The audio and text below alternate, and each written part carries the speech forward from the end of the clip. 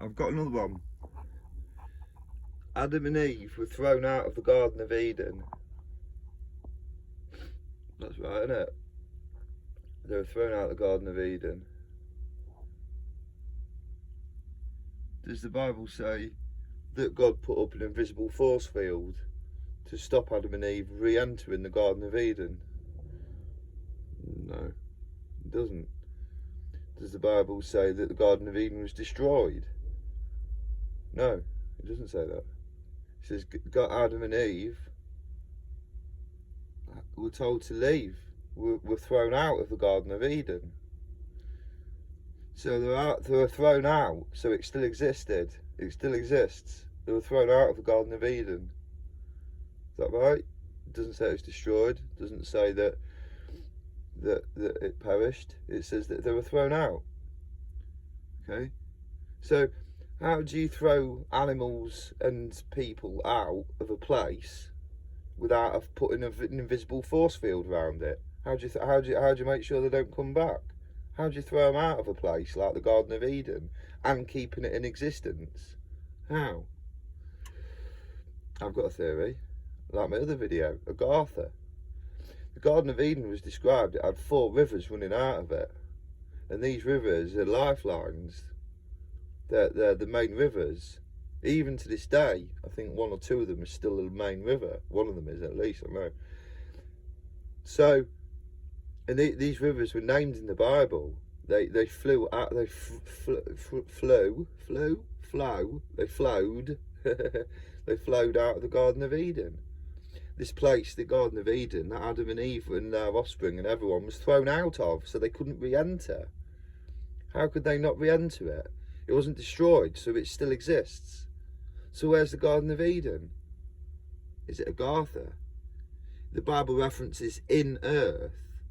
What if Adam and Eve were put in Eden at the beginning of the earth, but Eden is Agartha? It's hollow earth. It's inside the earth.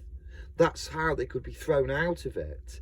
And that's why in the Garden of Eden the weather was nice, everything was nice. But as soon as they get potentially expelled and put to the outside of the earth, that's where all the horrible stuff is, all the nasty weather and everything that accompanies it. You see, that would make sense. Eden wasn't destroyed, they were thrown out of it. So that means it's still here somewhere, and we can't see it because it's not on the outside of the earth, it's on the inside of the earth. And if Eden's on the inside of the earth, that means other places will be on the inside of the earth that are sectioned off.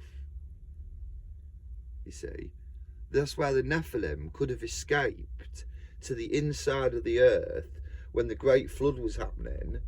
And that's why it clearly says in the Bible that the Nephilim were about in those days and afterwards.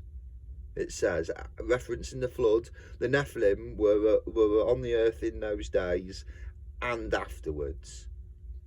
So the Nephilim, all the Nephilim, some of them survived. They didn't all get killed by the flood. It clearly says that they were around afterwards, also afterwards. Those 2 little words, they were on the earth before the flood and also afterwards. So there you go. That explains giant bones, big footprints, BFGs, shapeshifters, animals talking to humans, you know, those reported accounts, beasts with supernatural powers, fallen angels, the Nephilim, the offspring of the fallen angels. They didn't all die. They went underground. Underground, there's obviously a huge place.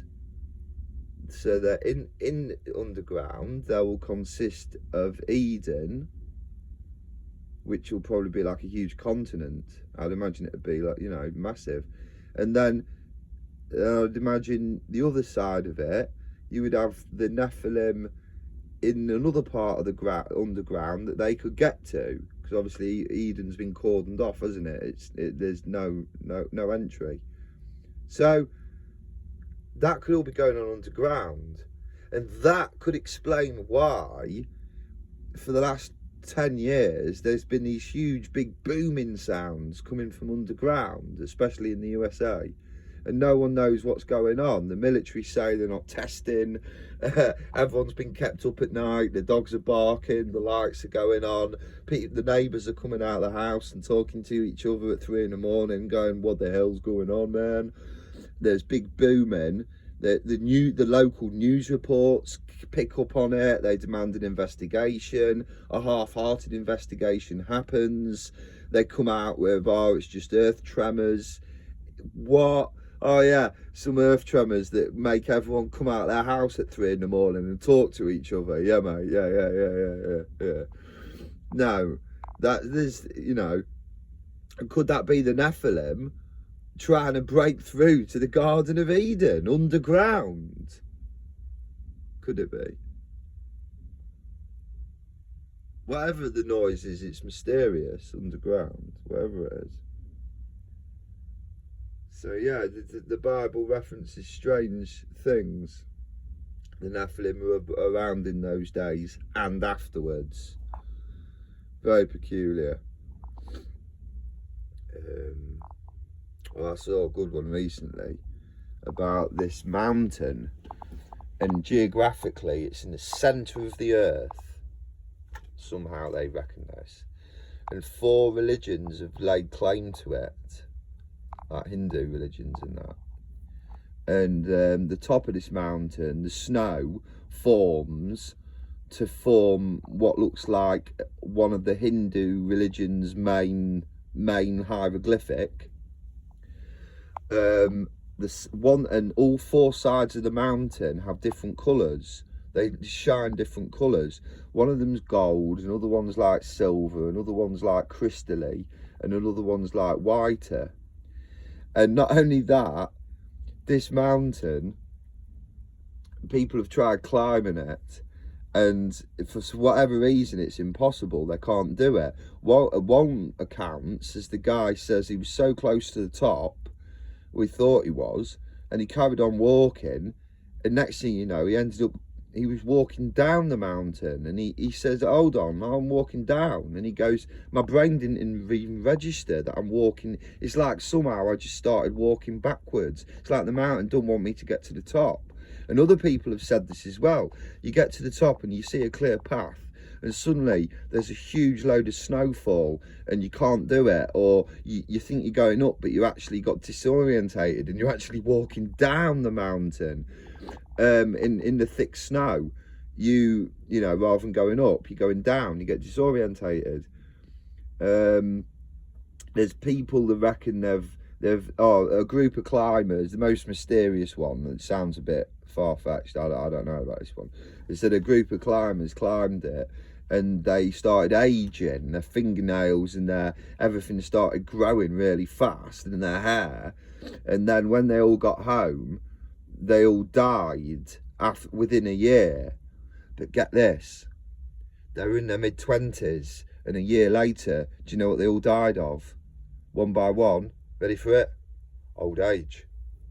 Ooh, creepy, isn't it? This is how the story goes. They all died of old age at 27 after climbing this mountain.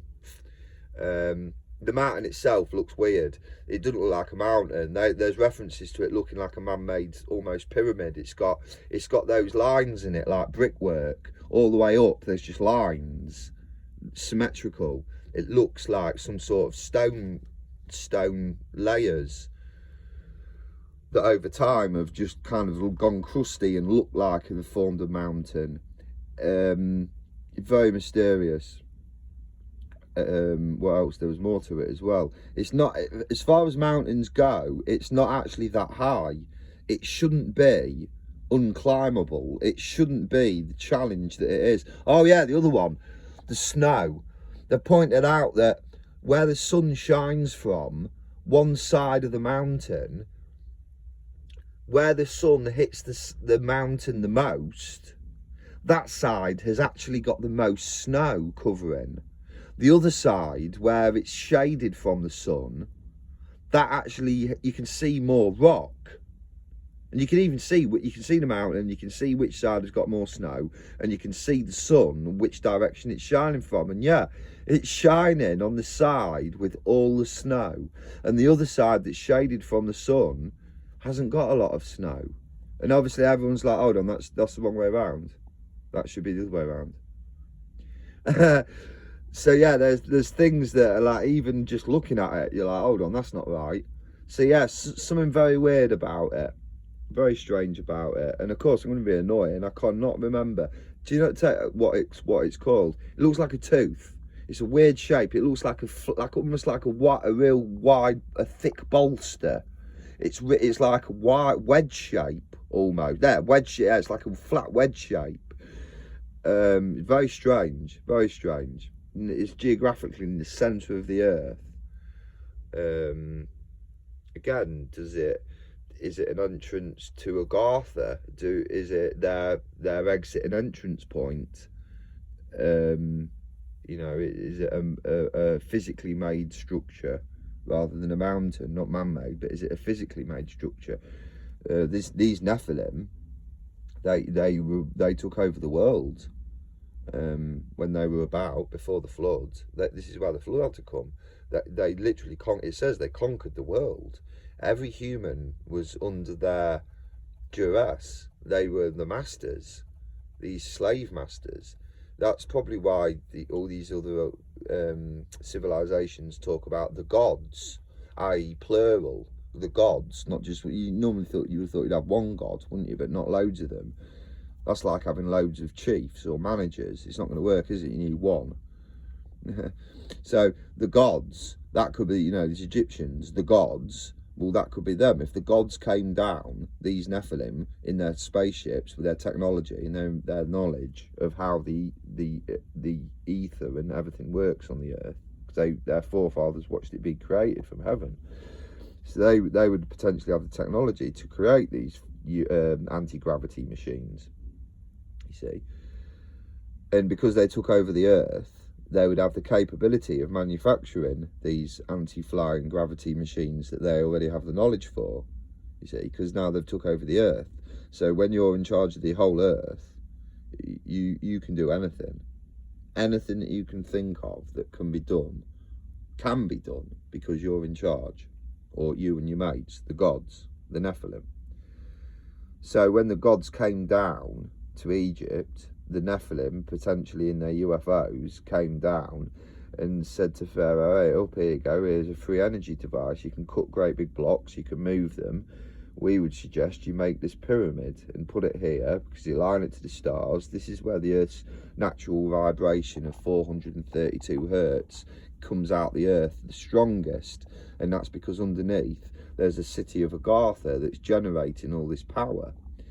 So it comes out at this point. So this is where you want to build the pyramid. Not only will the pyramid generate free electricity, but it'll also be able to do other things for you. You see. So if that did happen, then these Nephilim, who are essentially mortal beings, who are hybrids, they've just come down in their spaceship and given the emperor of Egypt amazing technology to really make a name for himself. Well, what's in Egypt now? The Sphinx, the pyramids of Giza. He's really made a name for himself, hasn't he? Whoever built all this. So again, that all ties in, you see. So the gods, you know, all these false gods, and again, the Nephilim, they come from evilness. The devil, the fallen angels, the followers of the worshippers of the devil. So it's all evil. It's all bad, you see. There's either good or bad, and all that I've been talking about now, it's all bad. That's why black magic existed in Egypt. That's why in the Bible, when Moses had a little competition with the false priests who can turn their staffs, their walking sticks, into snakes, that's why the false priests were able to turn their own walking sticks into snakes supernaturally. But Moses and Aaron's snake ate theirs. But regardless of who won, you see, that clearly says, even from the Bible point of view, that black magic existed in Egypt, which explains everything, doesn't it? It explains everything. The Bible explains everything, yet again.